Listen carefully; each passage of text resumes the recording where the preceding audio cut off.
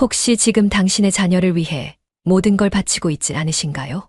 저는 닭갈비집을 운영하며 월 수백만 원을 자녀 교육비로 보냈습니다.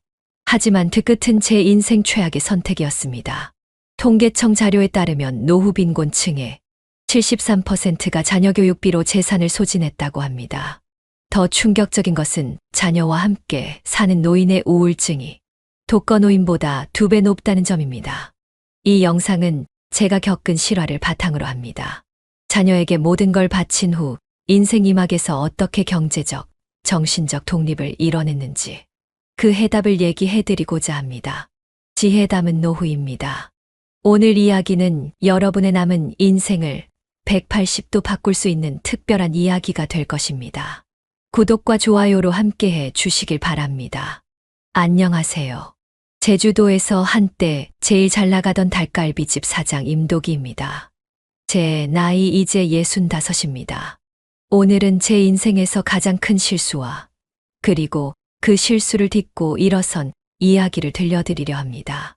20년 전 저는 제주도에서 가장 유명한 닭갈비집을 운영했습니다. 월 매출 5천만 원, 순수익만 2천만 원이 넘었죠. 손님들은 제 가게 앞에서 1시간도 넘게 줄을 서서 기다렸습니다. 주말이면 관광버스가 줄지어 들어왔고 그때마다 주방에선 연기가 모락모락 피어올랐습니다. 그때 제 아내가 제안을 했습니다. 여보, 우리 아이들 서울로 보내면 어떨까요? 중학교 2학년, 고등학교 1학년이던 두 아들을 서울의 명문 학원가로 보내자는 거였죠. 당시만 해도 제주도의 교육 환경은 서울만 못했으니까요. 처음엔 망설였습니다.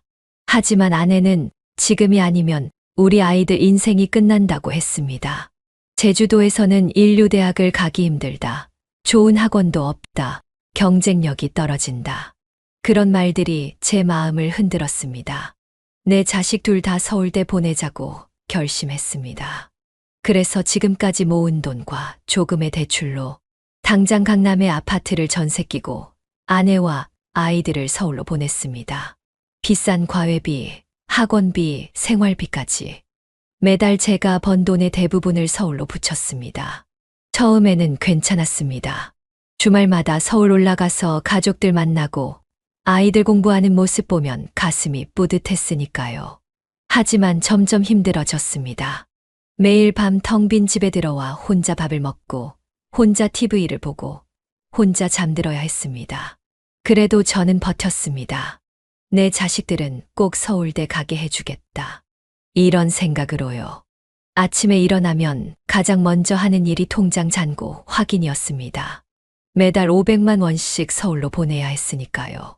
빚도 조금씩 늘어갔지만 아이들이 좋은 대학 가면 다 갚을 수 있을 거라 생각했습니다.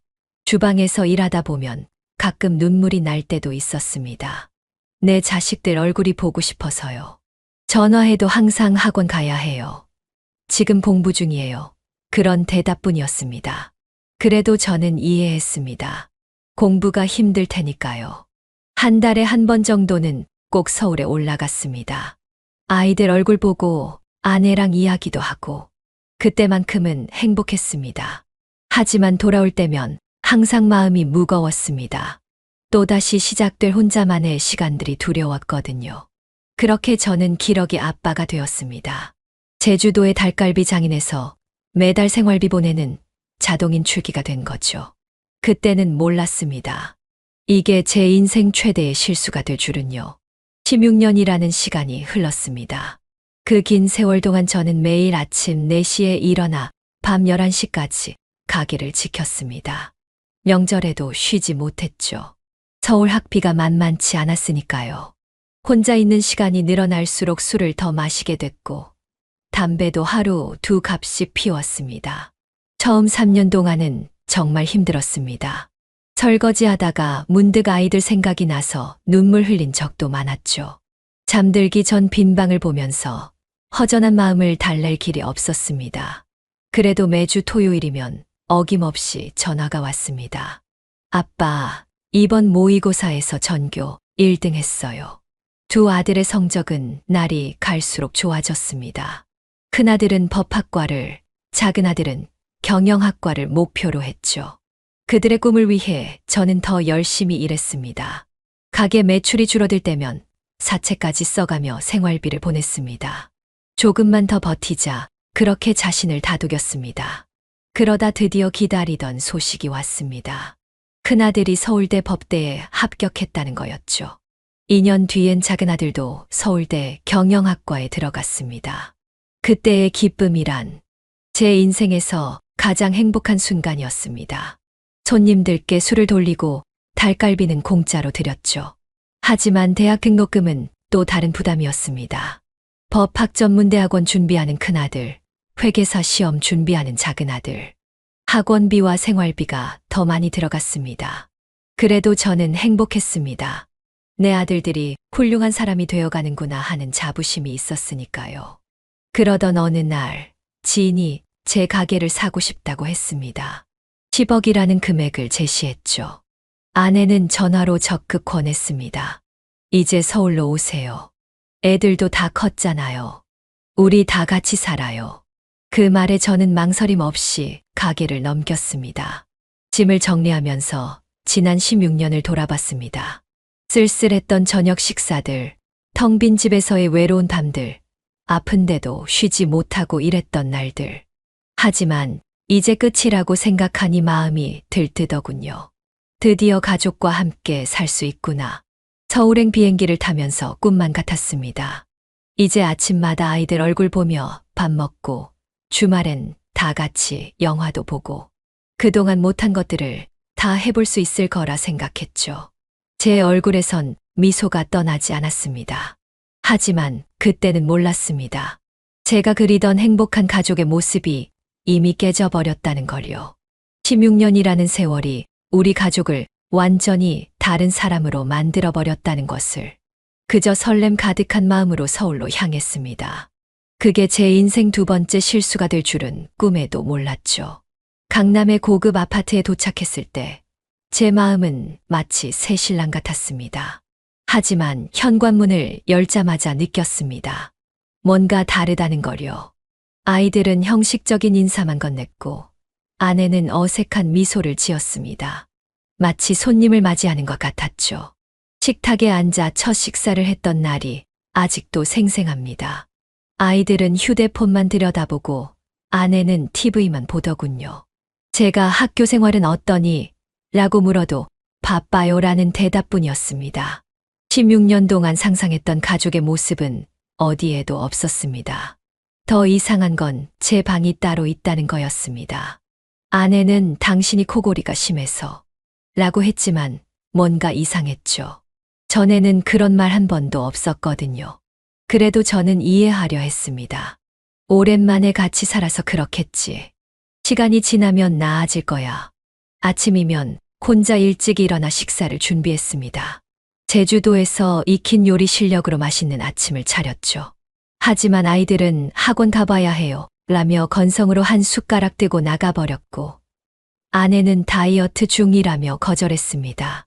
주말에 다 같이 영화 보러 가자고 제안했더니 큰아들은 로스쿨 준비 때문에 바빠요. 작은아들은 친구들과 약속 있어요 라고 했습니다. 아내는 피곤하니 다음에 가요 라고 하더군요. 결국 저 혼자 영화관에 가서 2시간을 때웠습니다. 점점 더 이상한 점들이 눈에 띄었습니다. 제가 거실에 있으면 아이들은 방에서 나오지 않았고 식사 시간도 제각각이었죠. 아내는 매일 밤 친구들과 통화하느라 바빴고 주말이면 어디론가 외출했습니다. 마치 제가 이방인이 된 것 같았습니다. 한 번은 작은아들 방에 들어가려 했더니 노크 좀 하세요 라며 화를 내더군요. 큰아들은 아예 제 카톡 메시지도 읽지 않았습니다. 점점 더 외로워졌습니다. 제주도에서 혼자 살 때보다 더 쓸쓸했죠. 적어도 그때는 희망이라도 있었는데 가족들과 대화를 시도할 때마다 피곤해요. 나중에 얘기해요. 바빠요 같은 말만 돌아왔습니다. 식탁에 앉아 있어도 마치 투명인간이 된 것 같았죠. 아무도 제게 관심을 보이지 않았습니다. 16년 동안 그토록 그리워했던 가족들인데 점점 자신감이 떨어졌습니다. 내가 뭘 잘못하고 있나? 왜 이렇게 됐지? 하루 종일 집에만 있으면서 이런 생각만 반복했죠. 밤이면 베란다에 홀로 서서 담배를 피웠습니다. 그때만큼은 제주도가 그리웠습니다. 적어도 거기서는 제가 주인공이었으니까요. 그러던 어느 날 밤이었습니다. 잠이 오지 않아 거실에 나왔다가 아내의 통화 소리를 듣게 됐습니다. 제 귀를 의심했습니다. 이제 얼마 안 남았어. 재산 분할하고 위자료까지 받으면 우린 걱정 없어. 그동안 빼돌린 것도 있잖아. 이혼하자고 하면 순순히 응할 거야. 원래가 겁쟁이라. 그 순간 온몸에 식은땀이 흘렀습니다. 다리에 힘이 풀려 주저앉을 뻔했죠. 16년 동안 매달 보냈던 수백만 원, 10억에 팔았던 가게 돈. 모든 게 이해가 됐습니다. 아내가 왜 그토록 서울 올라오라고 했는지, 왜 갑자기 이혼 얘기가 나왔는지. 다음 날, 전 변호사를 찾아갔습니다. 그런데 더 큰 충격이 기다리고 있었죠. 제 명의의 부동산과 통장들이 이미 다른 곳으로 빠져나가 있었습니다. 아내가 제 도장을 위조해서 서류를 작성했다고 해요. 이미 5억 넘는 돈이 빠져나간 뒤였습니다. 그제서야 알았습니다. 제가 왜 별도의 방을 써야 했는지, 왜 가족들이 저를 피했는지. 이미 다 계획된 일이었던 거죠. 제가 없는 16년 동안 그들은 저를 버릴 준비를 하고 있었던 겁니다. 아내는 대형 법무법인에 이미 의뢰를 해둔 상태였습니다. 이혼 소송에서 제가 이길 수 있는 가능성은 거의 없다고 하더군요. 증거도 서류도 모두 아내 쪽에 있었으니까요. 게다가 아이들은 어머니 편이었습니다. 전 자살까지 생각했습니다. 화장실 거울을 보면서 내가 왜 이렇게 살았나 하는 생각만 들었죠. 16년 동안 하루도 쉬지 않고 일했던 시간들, 매달 빠짐없이 보냈던 생활비, 아이들 등록금, 그 모든 게 물거품이 됐습니다. 결국 재산의 80%를 뺏기고 이혼당했습니다. 남은 돈이라고는 2억도 안 되는 돈이 전부였죠. 아이들은 한마디 말도 없이 등을 돌렸고 아내는 승리자처럼 웃더군요. 제 인생 55년이 한순간에 무너져 내렸습니다. 법원 앞에 서서 멍하니 하늘을 올려다봤습니다. 비가 내리고 있었죠. 이제 어떻게 살아야 하나. 주머니에는 담배 한 갑과 라이터뿐이었습니다. 그동안 제가 번 돈, 모아둔 재산, 가족들과의 추억, 모든 게 허상이었던 거죠. 이제 더 이상 잃을 것도 없었습니다. 전 다시 제주도로 돌아가기로 했습니다. 적어도 거기엔 제가 일궈낸 것들의 흔적이라도 남아있을 테니까요. 하지만 그때는 몰랐습니다. 이 실패가 오히려 제 인생의 전환점이 될 거란 거요. 다시 제주도로 내려왔지만 모든 게 달라져 있었습니다. 제가 운영하던 닭갈비집은 프랜차이즈 간판으로 바뀌어 있었고 낯선 손님들로 북적였죠. 한때 제가 도기 사장님으로 불리며 당당하게 걸어다니던 그 거리에서 이제는 고개를 숙이고 걸어야 했습니다. 월세 30만 원짜리 오피스텔에서 혼자 살기 시작했습니다. 냉장고엔 소주 몇 병이 전부였고 밥은 편의점 도시락으로 해결했죠. 우울증이 찾아왔습니다. 잠도 못 자고 밥도 못 먹고 거울 속 제 모습은 초라하기 그지없었습니다. 그러던 어느 날 편의점에서 우연히 한 청년을 만났습니다. 자세히 보니 15년 전 제 가게에서 아르바이트했던 유성이었죠. 사장님, 정말 사장님 맞으세요? 반갑게 달려와 안아주더군요. 그 순간 눈물이 왈칵 쏟아졌습니다. 알고 보니 유성이는 제주도의 대형 요식업체 CEO가 되어 있었습니다. 체인점만 50개가 넘는다고 하더군요. 사장님, 제가 이렇게 성공할 수 있었던 건 모두 사장님 덕분이에요. 그때 사장님이 가르쳐 주신 요리에 대한 열정, 손님을 대하는 마음가짐. 그게 저의 밑거름이 됐습니다. 유성이는 제게 자신의 회사 임원 자리를 제안했습니다. 사장님의 요리 실력과 경험이 필요합니다. 새로운 메뉴 개발부터 직원 교육까지. 사장님이라면 충분히 해내실 수 있습니다. 처음엔 망설였습니다. 내가 과연 할 수 있을까? 하지만 유성이는 포기하지 않았습니다. 매일같이 찾아와 이야기를 나눴고 회사의 비전을 설명했죠. 사장님, 이제는 사장님을 위해 사세요. 그동안 너무 가족들을 위해서만 사셨잖아요. 그 말이 제 마음을 움직였습니다. 결심했습니다. 더 이상 과거에 매달리지 않기로요. 유성이의 회사에서 새로운 시작을 하기로 했습니다. 첫 월급날 오랜만에 웃음이 나왔습니다. 이번엔 제가 번 돈을 온전히 제가 쓸 수 있다는 사실이 신기했거든요. 매일 아침 일찍 일어나 회사로 향했습니다. 새로운 레시피를 개발하고 젊은 직원들을 교육하면서 점점 활력을 되찾아갔죠. 특히 제가 개발한 새로운 닭갈비 소스는 전국 체인점에서 큰 인기를 끌었습니다. 무엇보다 제 곁엔 유성이라는 든든한 지원군이 있었습니다. 그는 단순한 회사 대표가 아닌 제 아들 같은 존재가 되어 주었죠. 사장님, 우리 이제 시작입니다. 더 멋진 일들이 기다리고 있을 거예요. 그의 말에 저는 새로운 희망을 품을 수 있었습니다. 어느 날 회사 근처 복지관을 지나다가 발걸음을 멈췄습니다. 줄을 서서 급식을 기다리는 어르신들의 모습이 눈에 들어왔거든요. 무료급식소의 음식은 영양가도 부족해 보였고 맛도 없어 보였습니다. 문득 제 어머니 생각이 났습니다. 그날 밤 잠을 이루지 못했습니다. 내가 할 수 있는 일이 뭘까 고민하다가 유성이를 찾아갔죠. 내가 무료급식소를 하나 열고 싶은데. 말이 채 끝나기도 전에 유성이는 좋은 생각이에요. 라며 적극 지원하겠다고 했습니다. 제주시 구도심의 작은 가게를 열었습니다. 도기의 든든한 한 끼라고 이름 붙였죠. 처음엔 하루 20명 정도의 어르신들이 오셨습니다. 제가 직접 개발한 건강식 메뉴로 정성껏 음식을 만들었죠. 특히 닭갈비 육수로 끓인 된장찌개는 금세 소문이 났습니다. 어르신들은 제 음식을 드시고는 눈물을 글썽이셨습니다. 이렇게 맛있는 밥을 공짜로 먹어도 되나? 그런 말씀을 하실 때마다 제 마음도 뭉클해졌죠. 점심시간이면 어르신들과 함께 밥을 먹으며 이야기를 나눴습니다. 한 달, 두 달, 시간이 지날수록 찾아오시는 분들이 늘어났습니다. 하루 100명이 넘는 어르신들이 오시게 됐죠. 유성이의 회사에서도 식재료를 지원해주고 직원들이 자원봉사를 오면서 급식소는 더욱 활기를 띠었습니다. 특히 보람됐던 건 제가 개발한 건강식 메뉴들이 다른 무료급식소에서도 따라 하기 시작했다는 거였습니다. 저렴한 재료로도 영양가 있고 맛있는 음식을 만들 수 있다는 걸 보여주고 싶었거든요. 어르신들은 저를 도기 선생님이라고 부르셨습니다. 처음엔 어색했지만 점점 그 호칭이 자랑스러워졌죠. 밥을 먹으러 오시는 게 아니라 저를 만나러 오신다는 분들도 계셨습니다. 매일 아침 일찍부터 와서 준비하는 게 전혀 힘들지 않았습니다.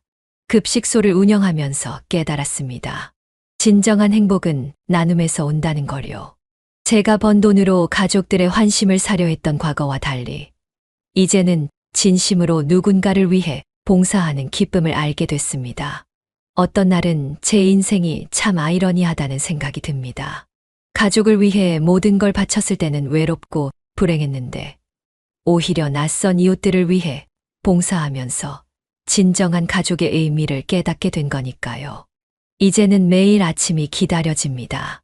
오늘은 또 어떤 분들과 따뜻한 이야기를 나눌 수 있을까 하는 설렘으로요. 제 삶에도 큰 변화가 찾아왔습니다. 더 이상 술과 담배에 의존하지 않게 됐고 매일 아침 일찍 일어나 공원을 2바퀴 돕니다.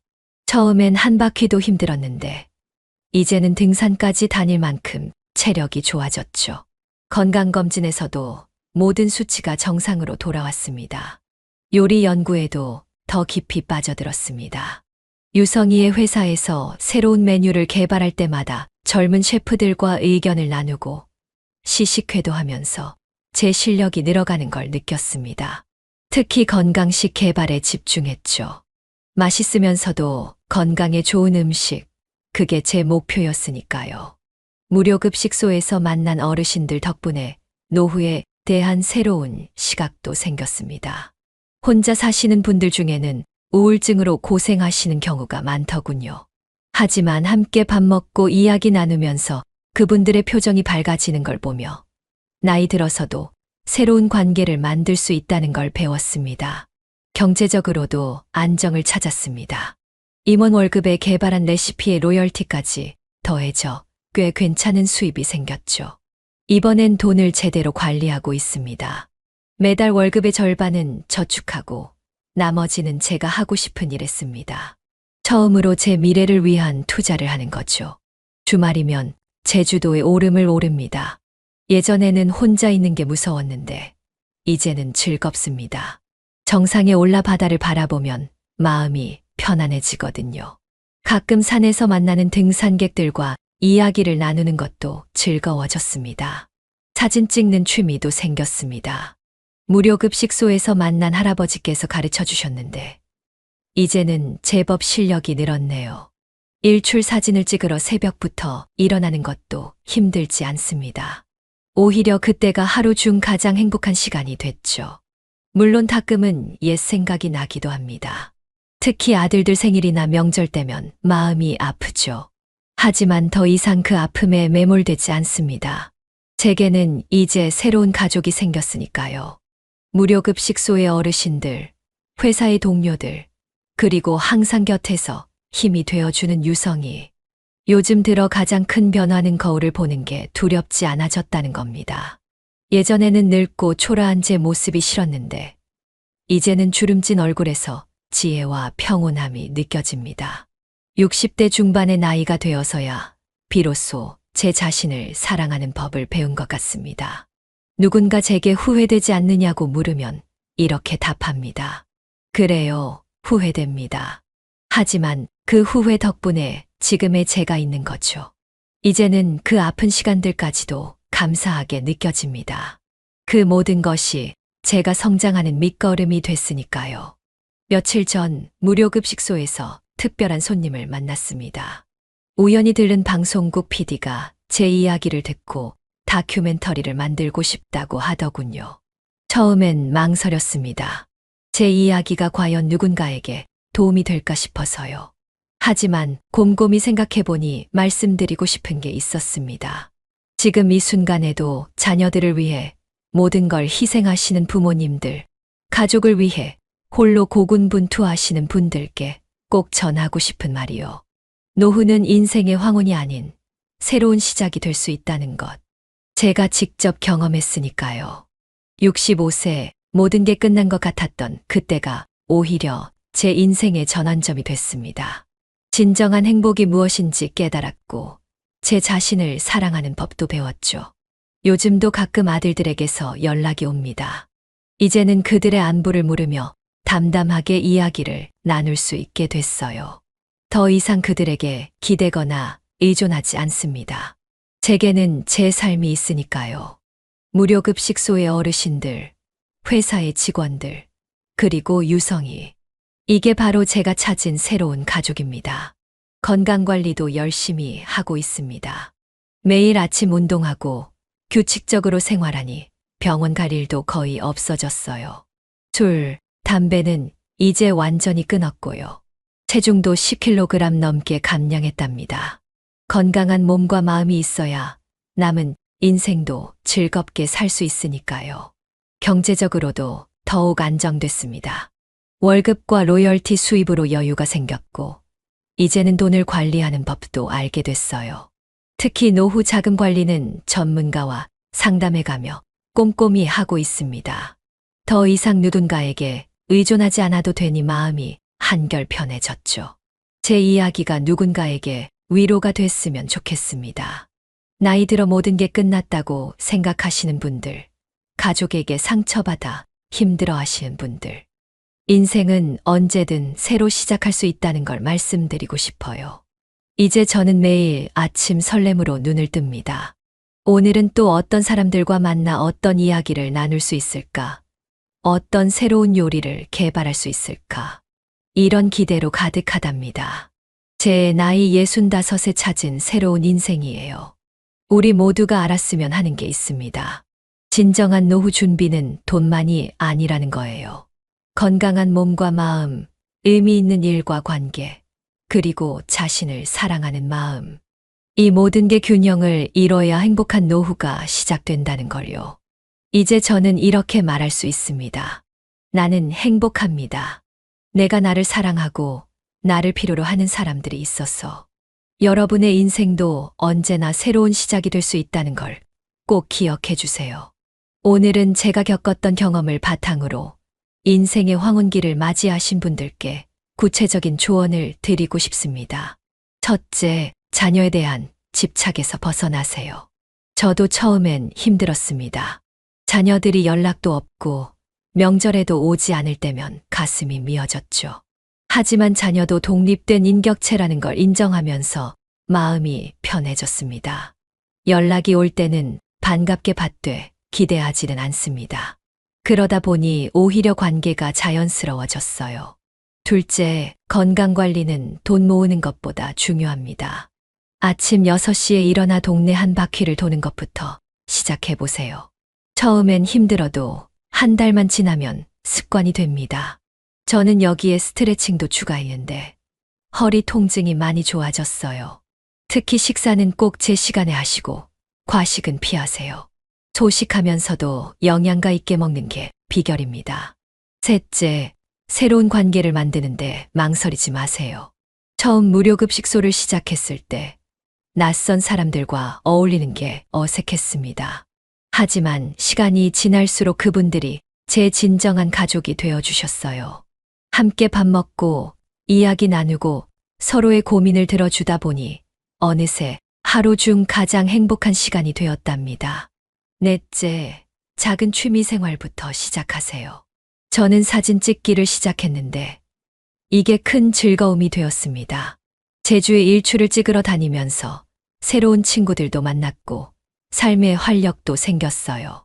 돈 들이지 않고도 할 수 있는 취미가 의외로 많답니다. 다섯째, 경제적 독립은 필수입니다. 자녀들에게 의존하면 당당할 수 없어요. 작은 금액이라도 매달 연금을 받거나 일정한 수입이 있어야 합니다. 저는 임원 월급 외에도 레시피 로열티로 추가 수입을 만들었죠. 여러분도 자신만의 수입원을 찾아보세요. 여섯째, 봉사활동을 추천합니다. 다른 사람을 돕다 보면 내 문제가 작게 느껴지고 삶의 보람도 커집니다. 꼭 거창한 일이 아니어도 됩니다. 이웃의 말벗이 되어주는 것부터 시작해보세요. 마지막으로 자신을 사랑하는 법을 배우세요. 저는 매일 아침 거울을 보며 오늘도 멋진 하루를 보내자고 다짐합니다. 혼자 영화도 보고 맛있는 것도 먹으며 스스로를 챙기세요. 외로움이 찾아올 때면 산책을 하거나 일기를 씁니다. 나이 드는 게 두렵지 않습니다. 오히려 기대됩니다. 아직 제가 못 해본 일들, 만나지 못한 사람들이 많으니까요. 여러분도 용기를 내세요. 인생은 언제든 새로 시작할 수 있습니다. 지금 이 순간이 바로 새로운 시작이 될 수 있어요.